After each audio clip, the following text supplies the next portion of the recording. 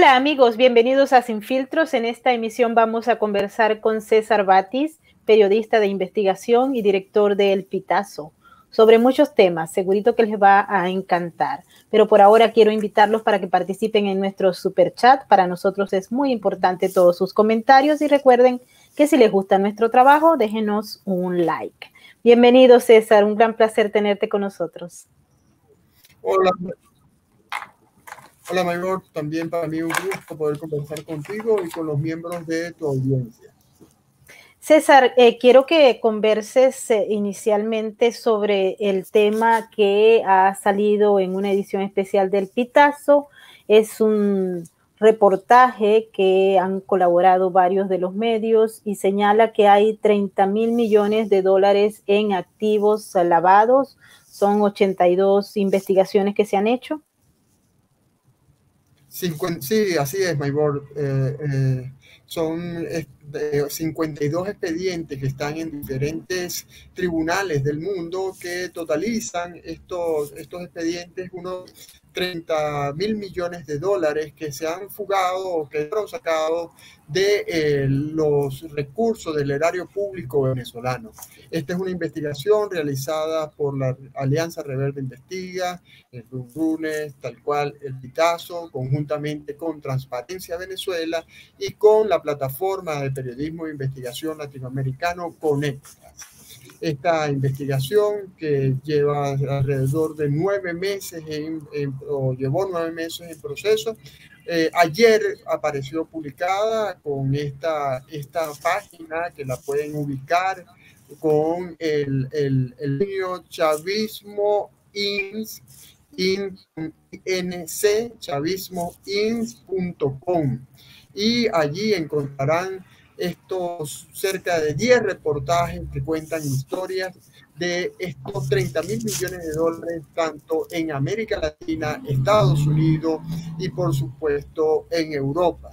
Casos como de supuestos empresarios que se beneficiaron de presuntos casos de corrupción en Venezuela, tal como han sido judicializados, que desarrollan complejos turísticos en Punta Cana, por ejemplo, o que han abierto empresas en Estados Unidos o en España, o que han tenido convenios para desarrollos empresariales en Centroamérica. Todo una huella que ha dejado la corrupción y que por supuesto puede ayudarnos a entender, o sin lugar a dudas nos ayuda a entender a todos, tanto los no venezolanos como venezolanos, por qué este país hoy día, después de haber tenido tantos ingresos petroleros, está padeciendo una crisis terrible como la que vivimos los venezolanos. Es preocupante. ¿Quiénes son los principales actores o protagonistas de estos reportajes? Tenemos en Panamá varios de ellos. A veces es imposible inclusive contar cuánto dinero existe en Panamá invertido por empresarios o contratistas del régimen de Nicolás Maduro, que han expropiado, desviado dinero, así como también durante el régimen de Hugo Chávez. Bueno, fíjate que en el reportaje, o en uno de los reportajes que compone, uno de los 10 reportajes que compone este especial, se habla que en el año 2019 se calcula que clientes... Te perdimos, César. A ese año, pero hasta 2019, 2.800 millones de dólares en el sistema bancario. Y por supuesto Panamá se convirtió en ese lugar donde fueron a parar tantos recursos de los venezolanos, a ser utilizado el sistema bancario, al punto que fue uno de los ejes de la historia que tú conoces también muy bien, como es la de Moneyfly, donde un banquero alemán venezolano utilizó Panamá, utilizó el sistema bancario suizo, utilizó el sistema bancario de Estados Unidos para esta operación de 1.200 millones de dólares conocida como Moneyfly, que involucra a Raúl Gorrín, de acuerdo al expediente, a Francisco Compit y incluso hasta familiares de Cilia Flores y de Nicolás Maduro. Claro, y un amigo, Mario Bonilla, que estuvo representando y haciéndole la cara a los hijos de Cilia Flores en la compra de varias propiedades en el estado de la Florida. En ese caso, César, sí, en ese caso, César, hay un elemento importante y es que Matías Cruz recibió beneficios por haber ofrecido información, pero muy importante a los fiscales, a tales extremos que ha disfrutado de estar en su casa en la época de la pandemia, de ir hasta el colegio a llevar a sus hijos e inclusive ir hasta la iglesia, cosa que no es para todos los personajes que están en este tipo de operaciones.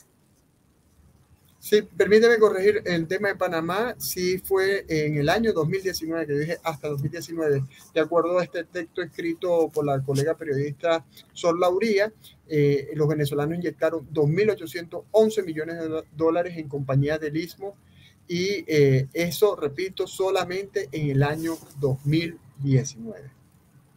Sí, prácticamente en Panamá y a pesar de todos los esfuerzos que se han hecho desde acá, desde los Estados Unidos, para que se fortalezca el sistema bancario y se prendan las alarmas a la hora que lleguen capitales que se les desconoce el origen.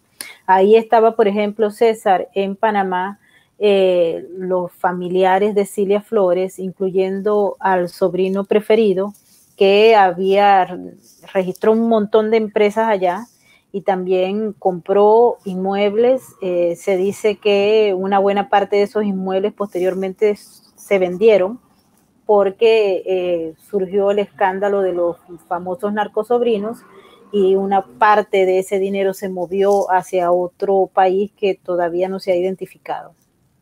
Pero fíjate que, Maybor, que tú decías antes, hablabas de Estados Unidos, de los esfuerzos que han hecho para que Panamá no se convierta en un centro de lavado, pero resulta que el sistema financiero estadounidense también fue infiltrado por capitales provenientes de la corrupción de PDVSA.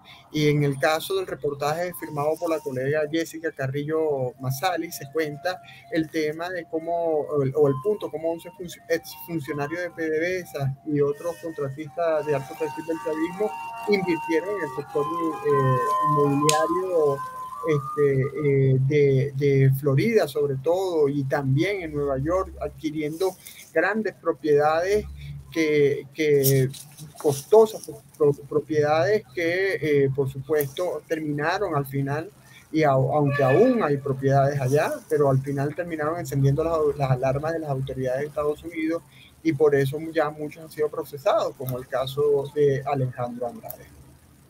Alejandro Andrade y muchos, sí, con toda la razón. Aquí, particularmente en el sur de la Florida, se ha convertido en un punto preferido por todos aquellos que desean lavar dinero. Solo que aquí se están estableciendo una serie de reglas. Fíjate que en estos momentos está en discusión ese paquete que se filtró a la prensa de los reportes del FinCEN. Sí. Y no sé si mucha gente no entiende exactamente lo que es, pero eran los reportes que tenían que hacer los bancos sobre transacciones que no estuviesen muy apegadas o muy claras a lo establecido en las normas. Y allí han aparecido una serie de boliburgueses, al igual que personajes que ya han sido señalados por otro tipo de delito, ¿no? Tenemos a Alejandro Ceballos, por ejemplo. Tenemos se ha mencionado a Alejandro Betancourt, que sale siempre en todo este tipo de actividades, los bolichicos, y ellos fallaron. De hecho, el FinCEN falló en la apertura de investigaciones, aunque se actuó.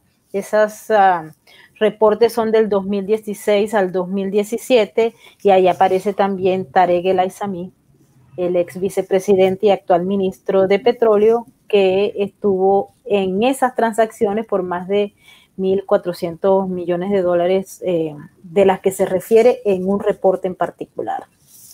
Fíjate que en el chavismo INS se logró identificar, o se identifican 33 propiedades relacionadas con estos empresarios y estos contratistas y estos funcionarios de PDVSA. Y bueno, y podemos decir que es una cifra modesta, pero es lo que se logró identificar. Y eso, y con precios que van desde $220,000 hasta $17 millones. Repito, esto es lo que se logró identificar, pero son 33 propiedades relacionadas con estos funcionarios de PDVSA y con estos contratistas de PDVSA.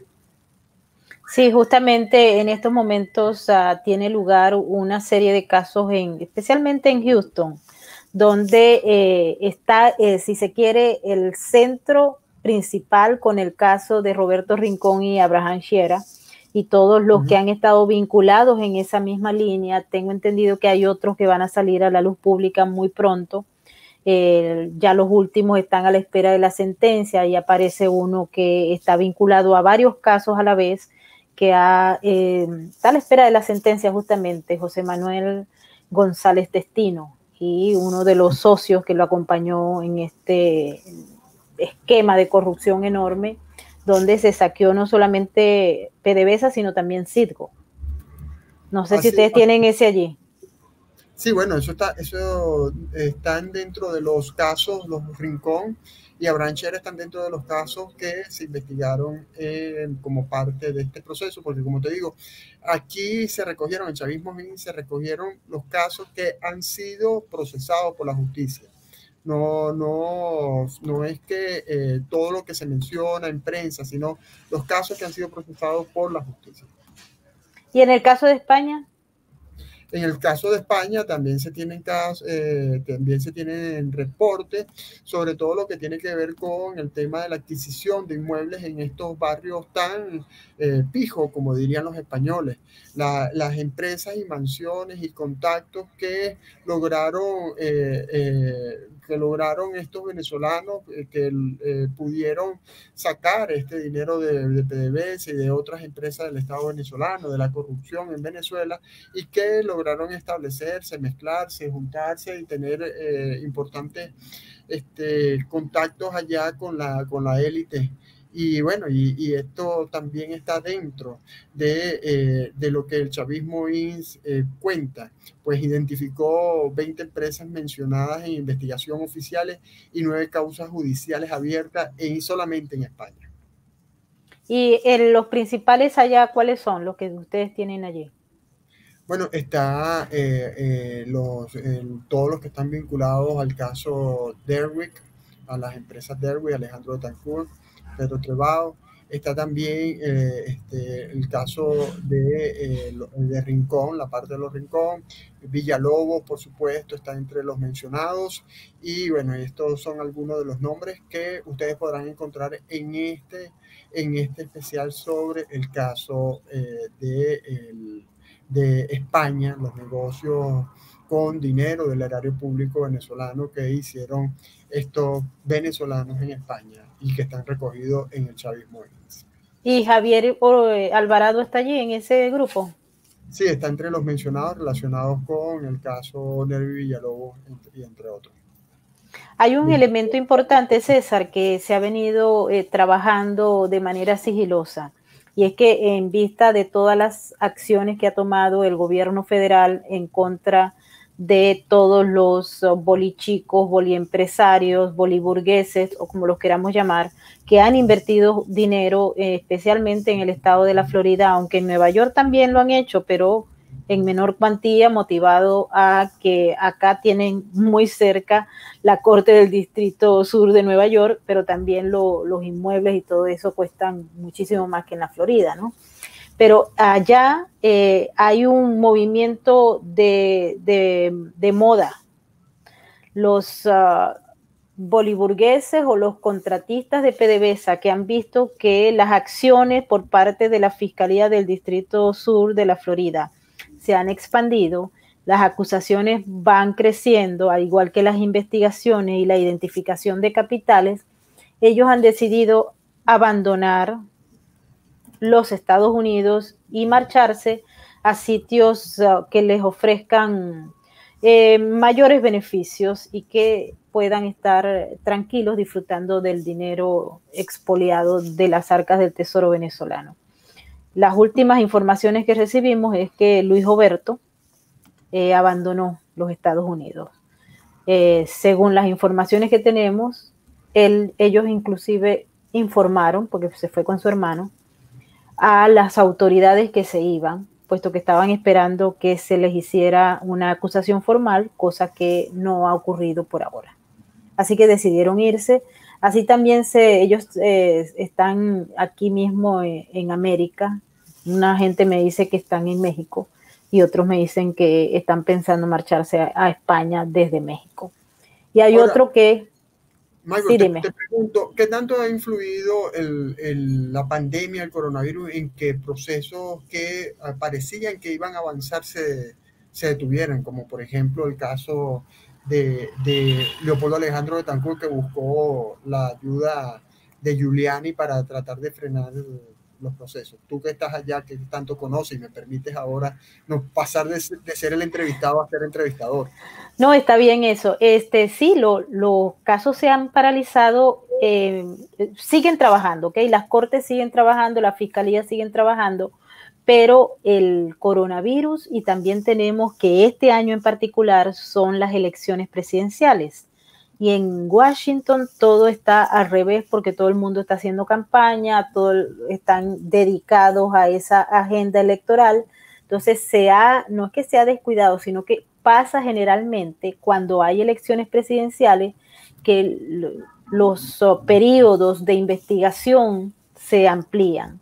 Sin embargo, es importante destacar que desde la Fiscalía General se ha visto una actividad increíble por parte del fiscal William Barr y de todos los que lo acompañan.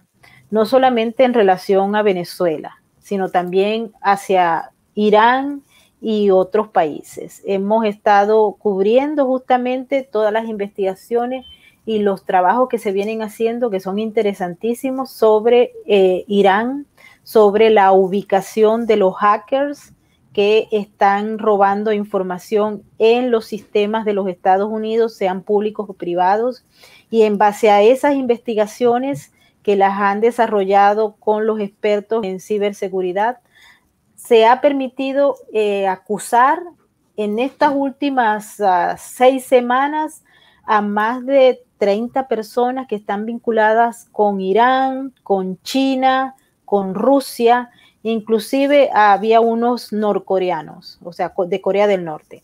Y esto está caminando, o sea, hay unas agencias que están funcionando rápidamente, pero siempre incide el hecho de que estamos en campaña electoral y también el caso de la pandemia que ha hecho que el modelo de trabajar tanto de los fiscales como de los oficiales de las agencias se haya transformado.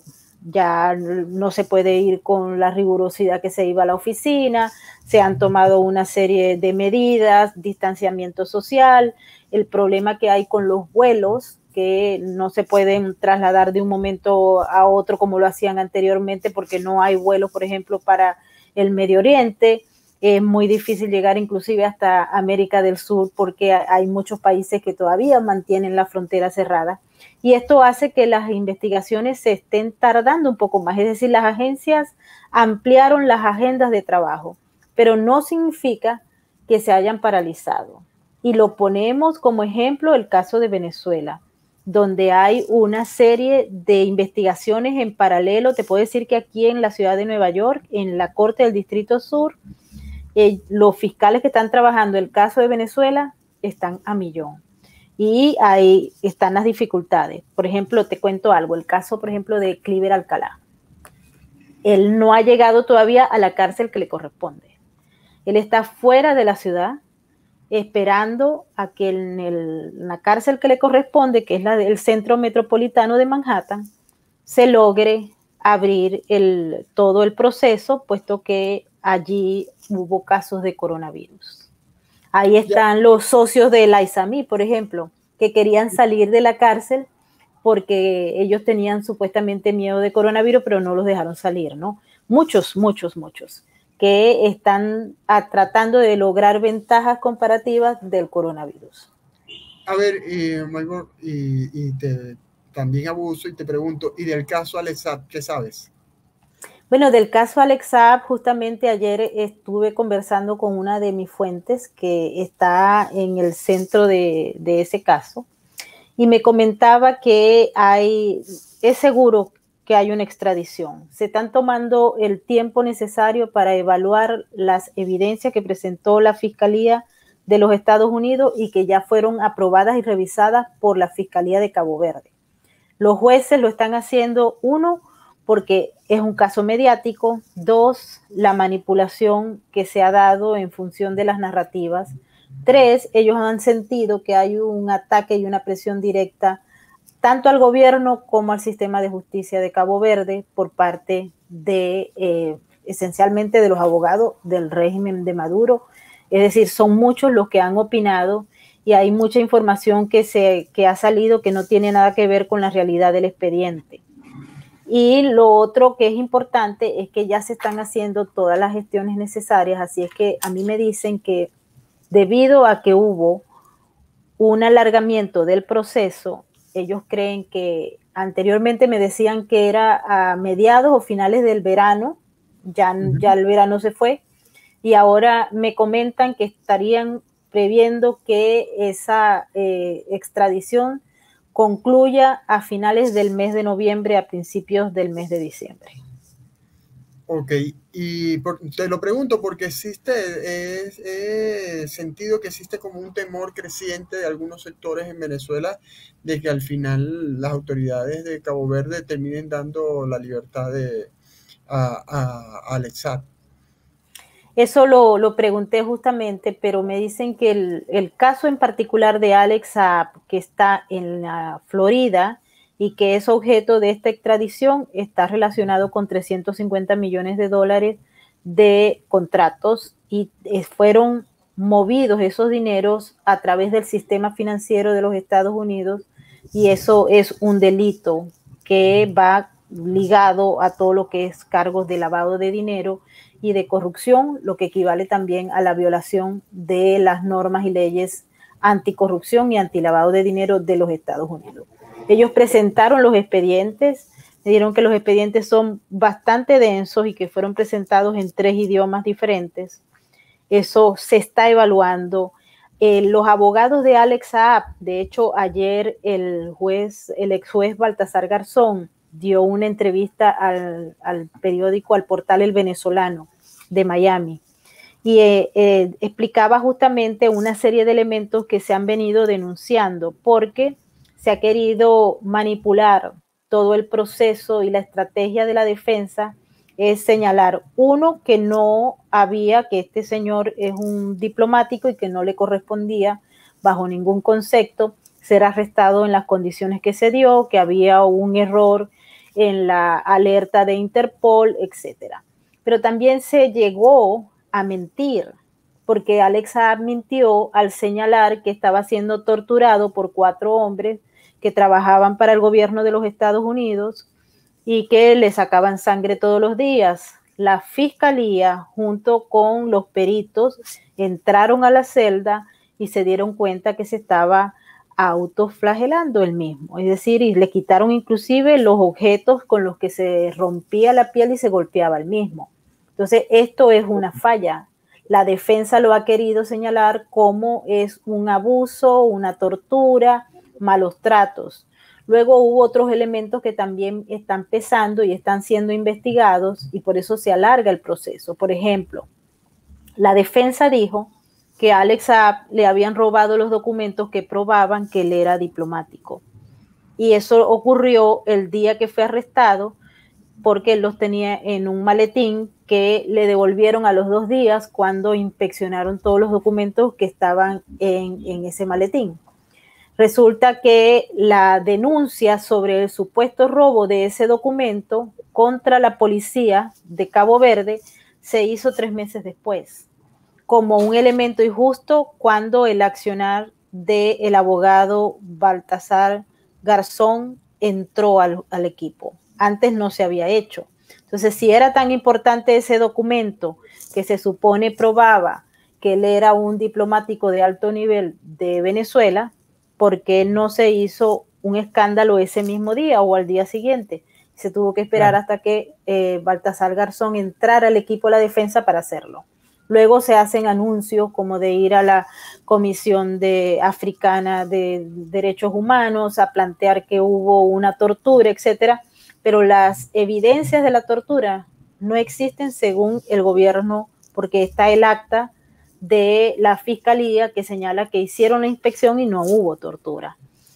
Si tortura se considera que había mosquitos, parece que en la isla siempre hay mosquitos. Si tortura se considera el tipo de alimento que se consume en una cárcel, bueno, entonces aquí también va a ser torturado porque las cárceles tienen un menú para los presos y no lo van a cambiar en función de, por ejemplo, acá yo sé que si el preso tiene algunas condiciones religiosas, le dan la comida de acuerdo a esa preferencia o a cualquier religión, pero no va a pedir un preso caviar o no sé, o una tortilla cuando los presos están comiendo un menú particular que hay para las cárceles. Entonces, todos estos elementos, según nos cuentan, todo eso intentó manipular desde el punto de vista mediático el caso, pero también generar elementos para que la defensa vaya con la estrategia a la última instancia que todavía no ha llegado, porque este caso está en la Corte Suprema de Justicia y ahora les toca ir al Tribunal Constitucional para hacer la última demanda, que es la última instancia antes de que se proceda con la extradición. Okay. Estados Unidos está muy tranquilo y ellos están confiando porque tienen supuestamente todos los elementos para probar la culpabilidad de Alex Saab. Ellos no están dudando ni un minuto. Lo que sí es que ampliaron la agenda del principio, como te digo, ellos pensaban que en agosto estaría aquí o septiembre y ahora dicen que noviembre o diciembre. Bien, Maybor, próxima pregunta. Que por cierto tengo que destacar la labor de los colegas periodistas que trabajaron allí, en el caso de la Alianza Rebelde coordinados por la colega Lizeth Boom. Hemos pasado por el caso de lo que se está moviendo en las Cortes de Estados Unidos y por supuesto este caso Alex Saab del que tanto se puede conversar. Por cierto, Alex Saab también es mencionado dentro del chavismo como parte de que movió esos hilos de los dineros, de esos 30.000 millones de dólares que aparecen en estos expedientes estudiados por el equipo de periodistas que estuvo al frente de chavismo. Bueno, y que te quería hablar de algo que estamos haciendo en el Pitazo de hace 2 semanas.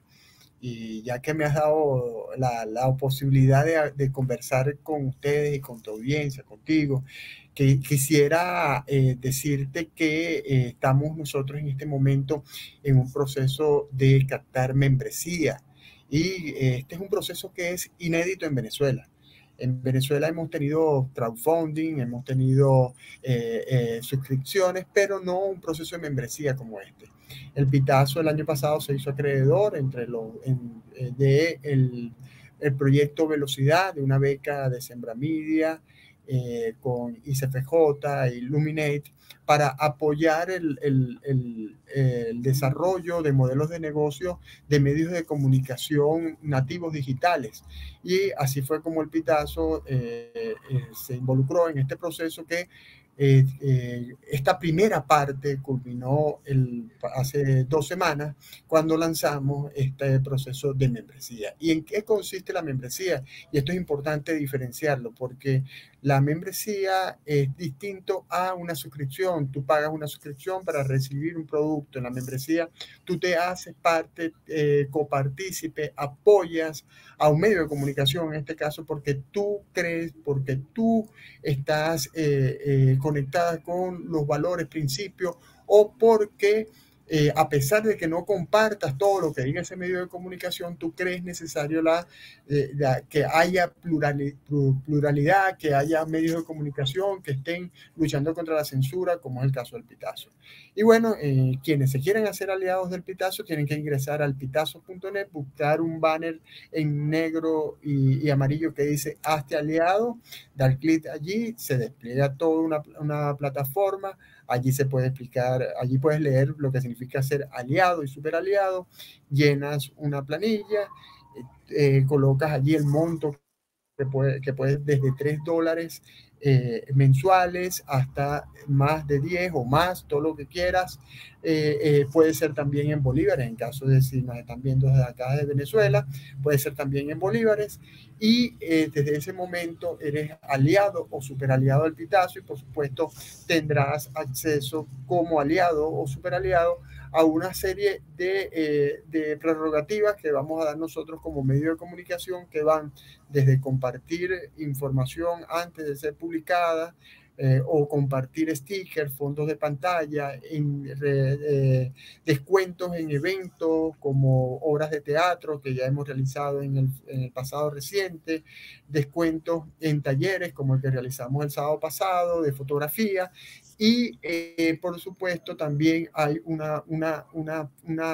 estadio de relación como superaliado, en el cual los superaliados podrán participar con nosotros en conversaciones con el director, es decir, con mi persona, o con miembros del consejo editorial, y discutir incluso abordamientos de hechos informativos, discutir pautas y bueno, y proponer también ideas para desarrollarlas en el medio de comunicación como es el Pitazo. Recuerden, elpitazo.net, hazte aliado del Pitazo, ese banner que está en amarillo y negro, y allí está toda la explicación y cómo puedes hacerte aliado con el Pitazo.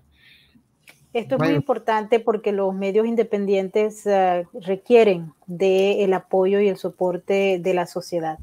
Así es que te deseo muchísima suerte, César.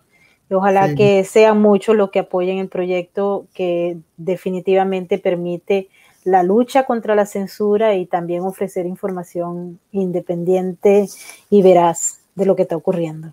Claro, quienes nos acompañen en esto nos ayudarán, como lo decías tú, a luchar contra la censura y que 55 periodistas que están en todas las regiones del país puedan seguir informando.